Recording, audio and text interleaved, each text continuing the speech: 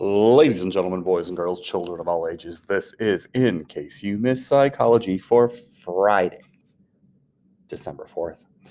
Hey, we made it through another week. Well, almost. It's 8:40 in the morning in my classroom, so I've got a whole day to go. But hey, man, we're getting close. We're getting close. And if I'm remembering correctly, after today, we've only got 12 school days left until winter break. We're going to earn that, kids. We're going to earn that. All right. So if you're watching this, that means you missed class today, and that's okay. I hope you're well. Hope those around you are well. Hope you're doing okay, man. I miss you guys. I really, really do. This computer thing isn't quite the same. Even when you do turn your camera on and talk to me, it's just not the same. But I hope you're well. So we're gonna start off today with our journal entry for the day for the Dream Project. If you've missed the last few classes and you don't know what I'm talking about, you need to go back to Wednesday's video, which should be, let's see, it's the second, and watch that. And I went through the Dream Project with you, and there's a handout in Classroom that explains what it is that we're doing. So today's journal topic was you're going to write for 8 minutes. So set a stopwatch on your phone for 8 minutes, and it's journal entry number 2. And you are going to write about your happiest or proudest moment and why it made you feel that way. So if you find yourself only writing for a couple of minutes and you're happiest, write about a couple happy ones, okay? But get yourself 8 minutes worth of happy and proud moments. And remember at the end, if it's something that you don't want me to read, you're more than welcome then to write personal on it. Just big at the top or type it in a red font at the top where I can see it. All right, once that's done, you're done for that for the day, but some reminders on the Dream Project for the weekend. Keep writing down the dreams. If you have a dream on Saturday, just because it's not a school day doesn't mean I don't want you to write it down. So if you have any dreams Friday, Saturday, Sunday night, write those bad boys down. And again, if you have to write personal on those, that's fine. Also, remember that you've got your outside of class journals that you need to do 5 total over the next month. If something motivates you this weekend and you want to write a journal entry, I don't know, first basketball games, holiday shopping online, your job, maybe something awesome's happening, man. You want to write about it. You want to tell me about it. That'd be great. I'd love to read about good things in your life. Again, you can write personal on those too. So that's the reminders on the Dream Project. Please do remember that any late work that you might owe me, or if you haven't taken the Chapter 2 test yet, that would be awesome sauce if you could get that done. And also, we handed out the first assignment for the unit called Intro to the Nervous System yesterday. It'd be great if you got that done too. Okay, so today what we're going to do is we're going to discuss the goals for the unit for this Chapter 3 in psychology, which I said is probably the most challenging unit that we do. And then I'm going to give you guys some work time on your assignment that's due on Tuesday. And again, as always, please reach out and ask if you have any questions via chat, via text, via email, and I will get back to you as soon as I can. I got a little bit of stuff I'm doing this weekend, but that won't get in my way of helping you guys out. Okay. All right. So here we go. All right. All right. So the title of Chapter 3 is The Brain, Body, and Behavior. And without going into the goals right now, we're gonna spend a lot of time talking about biology. I like to call it diet anatomy. Mrs. Bent. I'm not as cool as Mrs. Bent, but I'm definitely not as young or as smart. But I'm going to do my best to go through some things on the nervous system and the endocrine system with you in a way that will make me seem a little bit more like a science teacher and a little less like, just that dopey social studies teacher that you know. So it is Chapter 3, Brain, Body, and Behavior, and one of my favorite TV brainiacs, well, actually 2 of my favorite TV brainiacs, Amy Farrah Fowler is barely on screen there. So, all right, before we go into the goals, though, I want to talk to you guys about a few things brain-related, and we'll get rid of this Explore tab. It's kind of annoying over on the side there. But I wanted to talk to you guys about a few really big things. We're going to focus a lot on biology during this. We're going to talk about, let's see. This you can see my mouse pointer spinning around. That's a piece of your brain off the back called the cerebellum. Okay, for instance, this is left hemisphere, right hemisphere. This thing down the middle is a fissure.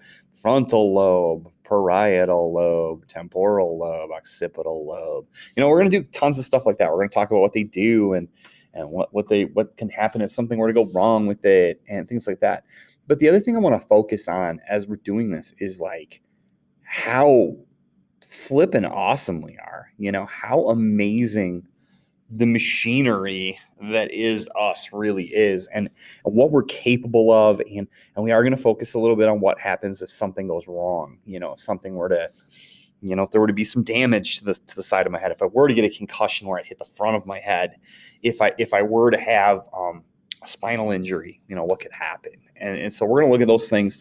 We're going to try to focus on us as we're doing this. We're going to try to focus on behavior. It's going to be less of a science lesson and more of a you lesson, is I guess what I'm going to say. Okay. All right. So in that vein of things, your brain is capable of great things. We'll talk about this a little bit later in the unit, but your brain really only weighs about 3 pounds, which, given your weight, that could be 3 to 1% of your body weight, potentially, depending on who you are. And so it's just a small percentage of the actual physical, what you are, a physical being, but it is really capable of amazing things. And all of the things that you can do, the high jumping, shooting a basketball, doing things at work on cash registers, riding a horse, driving a car, remembering your phone number, they all require the brain to be actively involved in the process and what's going on. It really is your engine. And so I was looking up some things the other day, and I found some interesting facts. A person named Lu Xiao memorized 67,890 digits of pi. 3.1481. I don't even know. That's it for me. I never tried. I never cared. I hit the button on my calculator and moved on with my life. Okay, but that's pretty impressive. 67, almost 68,000 numbers in the right order. I mean, I can just say numbers forever, but in the right order. A person named Zhu Lujan memorized the order of a deck of cards in 13.96 seconds. So they looked through randomly. It was randomly shuffled, and they looked through. It took 14 seconds to memorize the order of the cards. They took the cards away, and then the person recited 3 of hearts, 4 of spades, jack of clubs, things like that. That's weird, bro. I mean, that's crazy. That's like, I don't know. I mean, that's a 100-yard dash for some people, and they memorized a deck of cards that fast. 52 cards in a deck, if you're wondering. Okay, Sugar Vushi, who was I think Eastern European, memorized 52 items on a random grocery list in 30 seconds. Now I know you're like, maybe that isn't that great. No, later in the year we'll do something where I'll ask you to memorize some items off of a grocery list, and you're not gonna get 30. I can tell you that. The best scores I've ever gotten are in the high teens. So that's pretty impressive. Okay, now if you're going, well, I don't have that great a memory. I'm not some kind of Guinness Book of World Records champion or anything. Well, that's okay, because the average person knows about 35,000 words, and that's just in one language. If you're bilingual, if you're one of the people that's fluent in Spanish, or if you're fluent in Chinese, or if you're fluent in, I don't know, a lot of you guys, I don't know everything about you. You could be able to speak French for all I know, but then take that and double it. I mean, that's incredible. And scientists, and I don't know how they figure this out. I'm not smart enough for this one. You might have to ask Mr. Wells. Scientists believe that your brain has over 2.5 million gigabytes of memory. Now, I basically translate that means that your brain is better than any computer in the world when it comes to storing, memorizing, and being able to recall things that have happened to you and that you know. All right, so your brain is capable of great things. Okay, your brain's also delicate. And to show you how delicate it is, I want to show you guys this video really quick. I'm going to go into full screen mode so you can see the whole thing. But it's all about, contact in a football game. Now, obviously, if you've never played football, this is the same thing that could happen to you if you get hit in the head with a volleyball, if you have run in a car accident and had a whiplashy type reaction, if you've ever had someone punch you in the forehead, if you've ever had something fall and hit you in the head. It's similar. It's just not football helmets. Okay, so I'm going to go full screen here. I'm going to show you guys this, and I hope it's not very long. So there we go.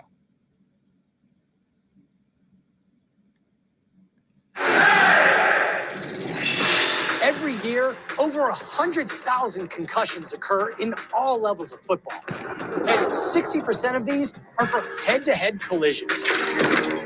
In an impact lasting just 15 milliseconds, a player's head, on average, experiences almost 100 Gs of force.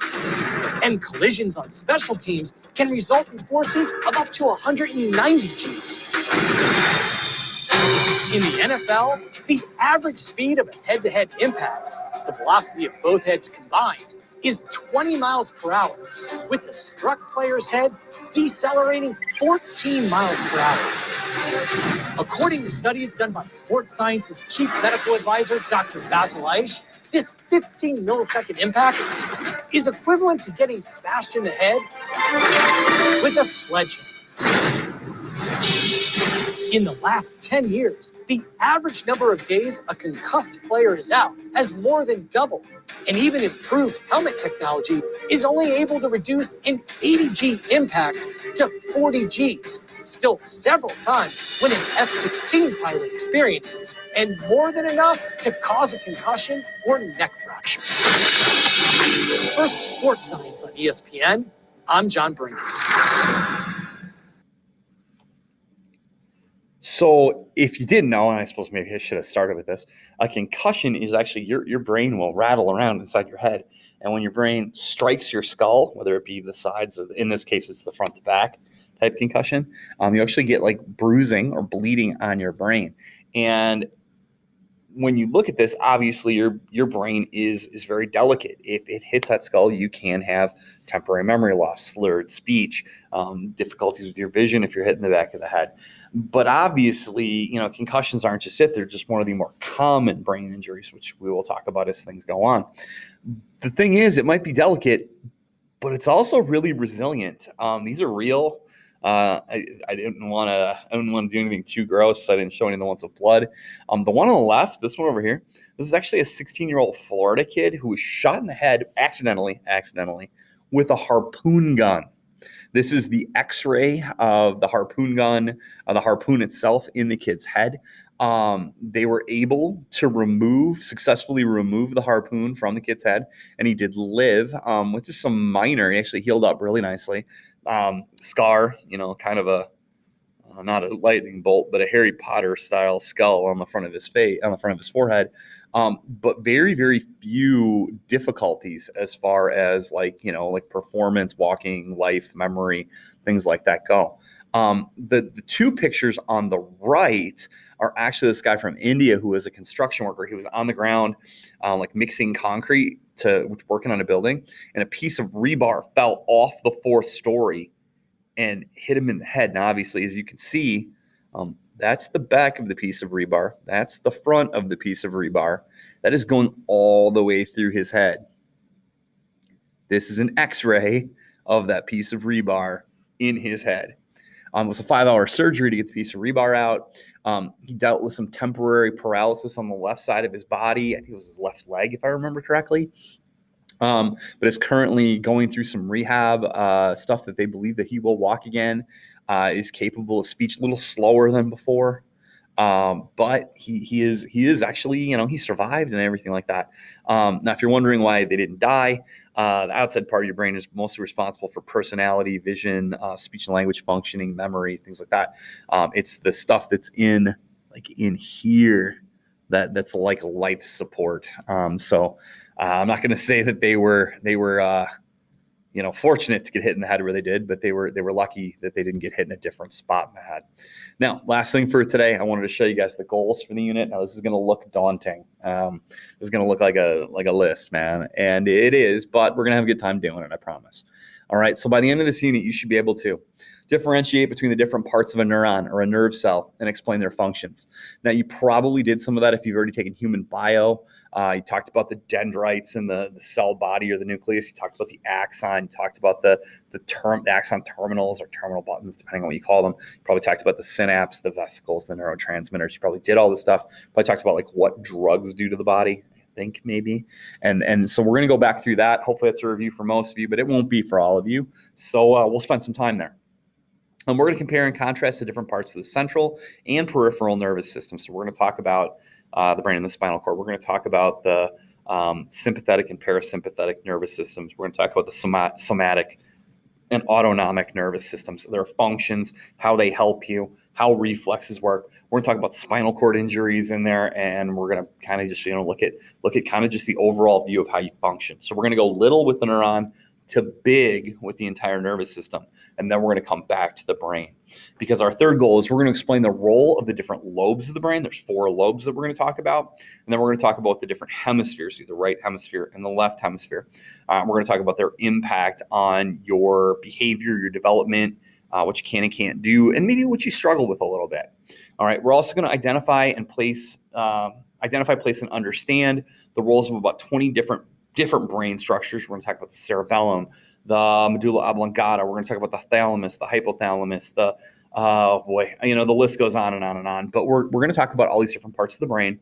We're going to talk about where it is. We're going to talk about the function. We're going to talk about what happens if things goes wrong. It'll be fine. It seems like a lot, but it's really not. It'll be okay. We're going to talk about brain injuries as we go. We're going to spend some time talking about concussions. We're going to talk about strokes. We're going to talk about headaches. We're going to talk about ice cream headaches. We're going to talk about brain tumors and comas and all kinds of different stuff as we go. We're not going to watch the coma documentary this year. It's just going to be, it would be too big a pain in the butt, and it would take forever to watch it, 40 minutes at a time. And we're going to talk about the difficulties associated with those injuries and recovery. Okay. And last but not least, we're going to talk about the role of the endocrine system in all of this and how it compares to the nervous system. Might not be a bad idea if you're taking notes to actually write this slide down, or just take a screenshot right now and drop it in your notebook. And there you go. So again, in recap, please do remember, write that 8-minute journal for the Dream Project. If you have any dreams this weekend, make sure and write them down, along with if anything motivates you to write an outside of class journal, do that. You have that intro to the nervous system assignment due on Tuesday, and you need to have a great weekend. All right. Hey, I miss you guys. I really, really do. I'll see you soon, hopefully. Have a great weekend. If you have any questions, reach out. Bye-bye.